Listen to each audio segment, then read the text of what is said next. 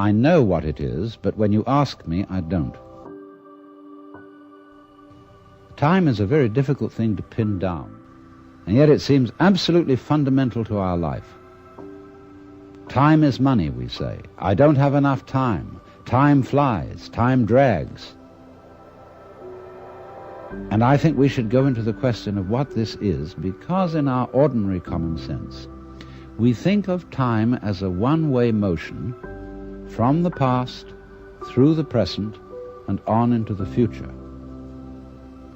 And that carries along with it another impression, which is to say that life moves from the past to the future in such a way that what happens now and what will happen is always the result of what has happened in the past. In other words, we seem to be driven along. You know, once upon a time it was fashionable in psychology for people to speak of man's and animals' instincts. That we have, for example, an instinct for survival, an instinct to make love, and so on. But nowadays that word has become unfashionable, and psychologists tend instead to use the word drives, and to speak of the need for food as a drive, the need for survival or for sex as drives. And that's a very significant word, because it's brought out, isn't it, by people who feel driven. I must say personally, if I feel hungry, I don't feel driven. Also, if I feel lusty, I don't feel driven, because I don't say, oh, excuse me, but I have to eat, or excuse me, but I need to fulfill my sexual urges, my biological impulses. I say, hooray, I identify myself with my drives. They're me, and I don't take a passive attitude towards them and apologize for them. So the whole idea of our being driven is connected with the idea of causality, of life moving under the power of the past.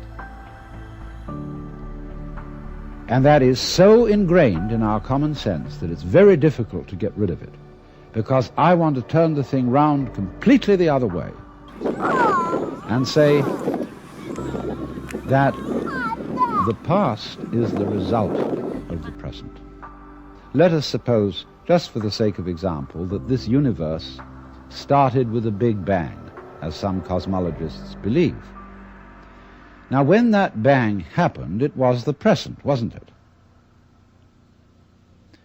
And so the universe began in what we will call a now moment. Then it goes on doing its stuff. And always, when any event that we now call past came into being, it came into being in the present and out of the present. That's one way of seeing it. But before we get further involved in this, I want to draw your attention to a fallacy in the very common sense idea of causality. That events are caused by previous events, from which they flow or result necessarily. To understand the fallacy of that idea, we have to begin by asking, what do you mean by an event? Let's take the event of a human being coming into the world. Now, when does that event begin? Does it occur at the moment of parturition, when the baby actually comes out of its mother? Or does the baby begin at the moment of conception? Or does the baby begin when it was an evil gleam in its father's eye? Or does a baby begin when the spermatozoa are generated in the father, or the ovum in the mother? Or could you say a baby begins when its father is born or when its mother is born? All these things can be thought of as beginnings. But we decide, for purposes of legal registration, that a life begins at the moment of parturition, and that is a purely arbitrary decision.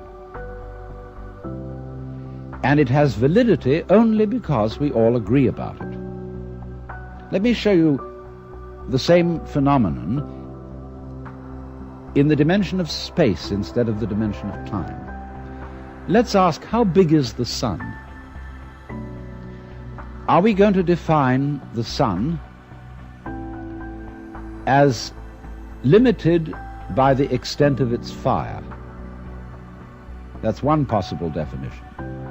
But we could equally well define the sphere of the sun by the extent of its heat.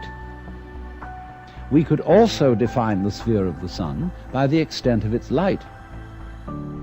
And each of these would be reasonable choices, except that it's rather difficult to keep track of the extent of its light, because we're inside it. And therefore we have arbitrarily agreed to define the sun by the limit of its visible fire. But you will see in all these, by these analogies, that how big a thing is, or how long an event is simply a matter of definition. Now, therefore, when by simple definition, for purposes of discussion, we have divided events into certain periods, we'll say the First World War began in 1914 and it ended in 1918.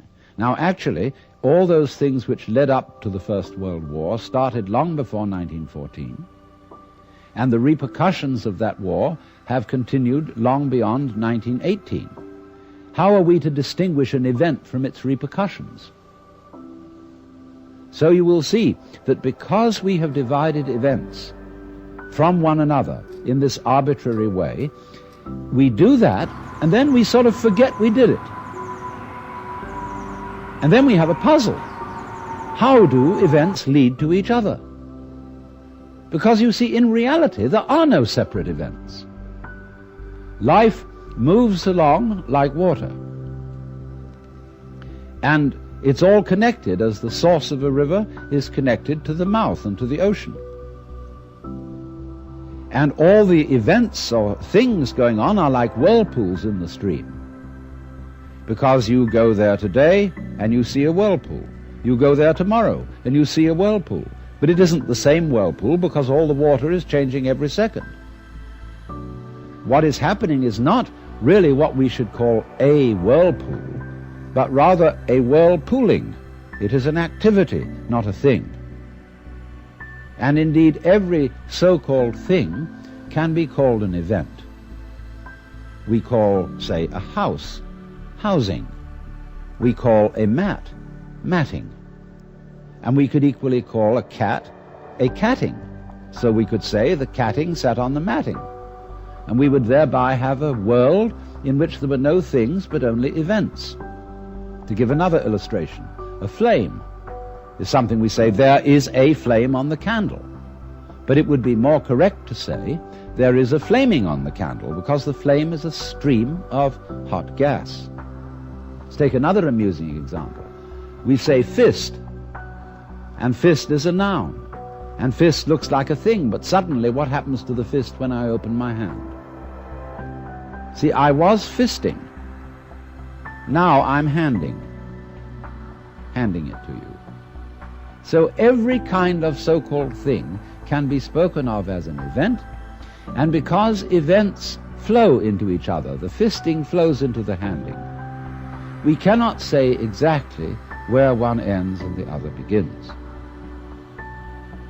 So therefore, if we remember that, we shall see that we do not need the idea of causality to explain how a prior event influences a following event, because it's like this.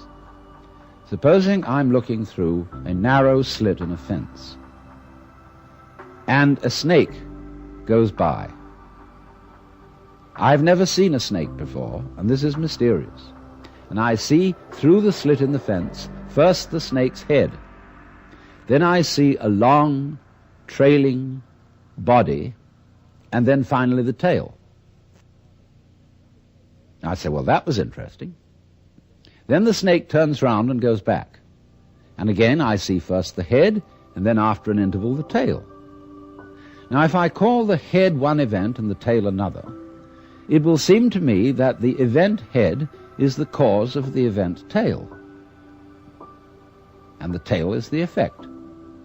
But if I look at the whole snake, I will see a head-tailed snake, and it would be simply absurd to say that the head of the snake is the cause of the tail, as if the snake came into being, first the head and then the tail. The snake comes into being out of its egg as a head-tailed snake. And so in exactly the same way, all events are really one event. We're looking, when we talk about different events, we're looking at different sections or parts of one continuous happening. And therefore, the idea of separate events, which have to be linked by a mysterious process called cause and effect, is completely unnecessary. But having thought that way, we think of present events as being caused by past events. And therefore, we tend to regard ourselves as the puppets of the past, as driven along by something that is always behind us.